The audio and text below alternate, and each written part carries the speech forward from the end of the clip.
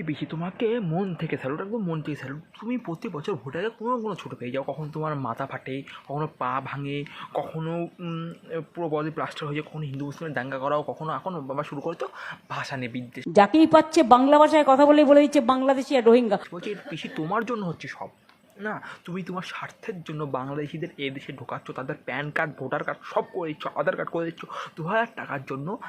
আর ওদের জন্য, তোমার জন্য আমাদেরকে বাইরের রাজ্যের লোকের কাছে খিস্তি শুনতে হচ্ছে যে এরা বাংলাদেশি। শুধুমাত্র তোমার জন্য। আগেকার দিনে মানুষরা যখন জানতো যে বাঙালি বাবু মাথায় তুলে রাখতো, আর এখনকার দিনে খিস্তি ইচ্ছে কেন? তোমার জন্য। বাংলাদেশে ঝামেলা হচ্ছে, তুমি বলছো আমার পশ্চিমবঙ্গে আসো, আমি থাকতে দেবো, আধার কার্ড প্যান কার্ড যা বলতে যা লাগে আমি জায়গা দেবো। কেন বাল? দেশটাকেই তোমার, রাজ্যটাকেই তোমার, বুঝতে পারছো তো কী বলতে চাইছি?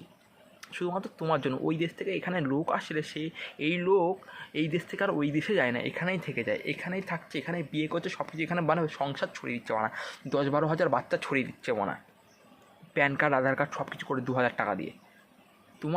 তোমার স্বার্থের জন্য তুমি পুরো রাজ্যটাকে ধ্বংস করে দিচ্ছ। এখন আবার বাংলা ভাষা নিয়ে শুরু করেছো, বাইরের রাজ্যের লোকেরা বাঙালিদের দেখতে পাচ্ছে না।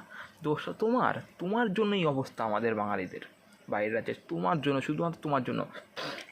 আর তোমরা যদি, বাকি সাধারণ মানুষদের বলছি, তোমরা যদি বুদ্ধিজীবী হয়ে থাকো, তোমাদের যদি ধনের মধ্যে বুদ্ধি না হয়ে থাকে, ঠিক আছে তো, তাহলে আমার এই কথাগুলো মাথার মধ্যে ভালো করে চিন্তা ভাবনা করো যে আজকের বাঙালিদের এই অবস্থা কার জন্য?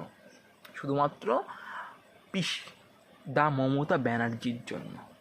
বাংলাদেশের সেই লাস্ট চ্যাপ্টার 1971 মার্চ।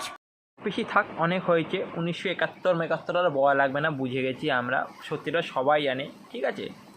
ওরা তো মাটি খুঁড়ে বেরোচ্ছে না, সত্যিটা বলে দিলাম, মাটি খুঁড়েই তো বেরোচ্ছে, মানে কী আর বলবো, কিছু বলার নেই।